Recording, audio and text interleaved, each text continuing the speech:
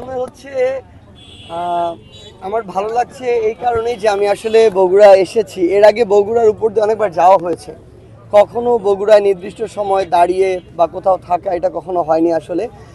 আর বগুড়া যখন প্রথম আসলে এসে নামি গাড়ি থেকে, তখন আমার আসলে শরীর শিউরে উঠছিল। কি কারণে? কারণ বিগত 16 বছরে বাংলাদেশের 64টি জেলার মধ্যে যেই জেলাটি সবচেয়ে বেশি নামের কারণেই বৈষম্যের শিকার, সেটা হচ্ছে বগুড়া। এই জন্য আমি যখন আসি আসলে তখনই আমার অন্যরকম একটা ফিল কাজ করছিল। এবং অবশ্যই এই বগুড়া নিয়ে আমাদের অনেক কিছু কাজ করারও রয়েছে, কারণ উন্নয়নমূলক কাজ থেকে শুরু করে যে কোনো জায়গায় বাংলাদেশের যে কোনো পদে যে কোনো একটা মানুষের পদোন্নতি থেকে শুরু করে ইচ অ্যান্ড এভরি হোয়ার এই পুরো রাষ্ট্র সিস্টেমটাতে বিগত 16 বছরে যখনই বগুড়া নামটা এসেছে তখনই তার ওই যে উন্নতিটা সেটা আর হয়নি, বা ওই যে পদোন্নতিটা সেটা আর হয়নি। তো সেই জায়গা থেকে আসলে আমাদের জুলাই শহীদ স্মৃতি ফাউন্ডেশনের আমরা একটা প্রোগ্রাম করার প্ল্যান করছি বগুড়াতে।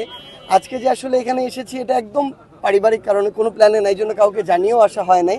তো আমাদের এরকম ইচ্ছা ছিল যে অনেক বড় করে বগুড়ায় একটি প্রোগ্রাম হবে, স্পেশালি হচ্ছে ইয়াং জেনারেশনকে নিয়ে। কারণ পুরো উত্তরের আমাদের হিসাব মতে যে 16টি জেলা রয়েছে আসলে রংপুর এবং রাজশাহী বিভাগের সবচেয়ে ক্ষতিগ্রস্ত বা এই অভ্যুত্থানে সবচেয়ে বেশি ত্যাগ স্বীকার করেছে বগুড়া জেলা।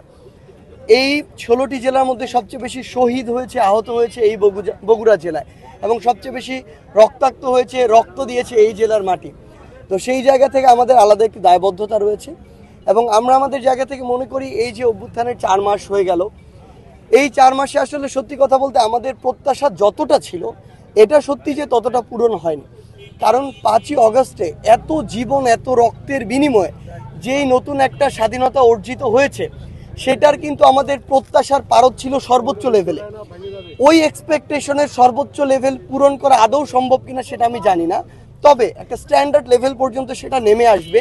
এবং এই সরকারের সবচেয়ে বড় চ্যালেঞ্জ বা আমাদের প্রত্যাশার সবচেয়ে বড় চ্যালেঞ্জ হচ্ছে ওই স্ট্যান্ডার্ডটা অন্তত পূরণ করা। সেই জায়গা থেকে আমরা যখন নীতি নির্ধারক মহলের কিংবা আমাদের যারা ছাত্র প্রতিনিধি উপদেষ্টা হিসেবে রয়েছেন তাদের সাথে কথা বলি, তাদের জায়গা থেকে যে ভাষ্যটি আমরা পাই, আপনারা তাদেরকে ওকেশন ওয়াইজ প্রশ্ন করেন, আমাদের যখনই দেখা হয় যখনই কথা আমরা তখনই প্রশ্ন করি। কারণ আমাদের ডাকেই তো এই মানুষগুলো জীবন দিয়েছে, রক্ত দিয়েছে, এই দায়বদ্ধতাটা আমরা আরও অনেক বেশি ফিল করি। গতকালকে একজন আমাদের ছাত্র প্রতিনিধি যিনি উপদেষ্টা পরিষদে রয়েছেন, সে এই কথাগুলো বলতে বলতে কান্না করে দিয়েছে যে আমাদের ডাকে শত শত মানুষ এসে জীবন দিল, আর আমরা যদি তাদের প্রত্যাশার একটা স্ট্যান্ডার্ড পর্যন্ত মেনটেন না করতে পারি আমাদের তার চেয়ে মরে যাওয়া ভালো। এতটুকু আমরা আমাদের জায়গা থেকে ধারণ করি। কিন্তু যেই জিনিসটি হচ্ছে আসলে আমরা দেখছি এই যে 16 বছরের যে ফ্যাসিস্ট সিস্টেমটা, এই সিস্টেমটাতে যে মানুষগুলো সম্পৃক্ত ছিল, প্রথম কথা হচ্ছে এই সিস্টেমটা আগে ভাঙতে হচ্ছে, ওই মানুষগুলোকে এই জায়গা থেকে সরাতে হচ্ছে। আবার নতুন করে তুলনামূলক যে মানুষগুলো ভালো, যোগ্য, যারা দেশ এবং মানুষের কথা চিন্তা করে তাদেরকে ওই জায়গায় নিয়ে আসতে হচ্ছে, এরপরে রান করাতে হচ্ছে।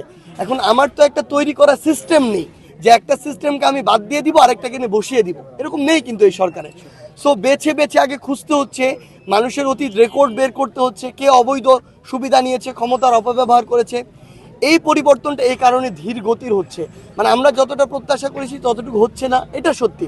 কিন্তু এখানে আমি মনে করি যে বিগত 1 সপ্তাহে আমরা যে চিত্রটি দেখেছি, বাংলাদেশের রাজনৈতিক অঙ্গনের ছাত্র সংগঠনগুলো ঐক্যবদ্ধ হয়েছে, রাজনৈতিক দলগুলো ঐক্যবদ্ধ হয়েছে, বাংলাদেশের বিভিন্ন সম্প্রদায়ের যে মানুষ তারা ঐক্যবদ্ধ হয়েছে।